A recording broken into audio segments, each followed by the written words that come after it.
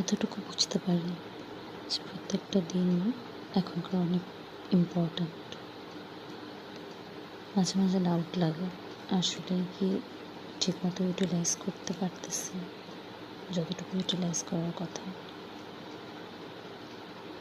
ভয় লাগে, চিন্তা হয়, তারপরও সব সৃষ্টিকর্তার উপর একমাত্র ভরসা। ইনশাআল্লাহ যা করবেন তা ভালোর জন্যই করবেন বলে বিশ্বাস করি। অনেক ক্রুশিয়াল সময়, অনেক বড় কিছুর প্রত্যাশা, এইটুকু। তারপরেও এটাই মনে রাখতে হবে যে কঠিন সময় কারোর জন্য থামে না, সান্ত্বনা দেয় না, দয়া করে না, শুধু পরীক্ষা নেয় তুমি নিজের পাশে দাঁড়াতে পারো কিনা, যখন আর কেউ জানতে চায় না।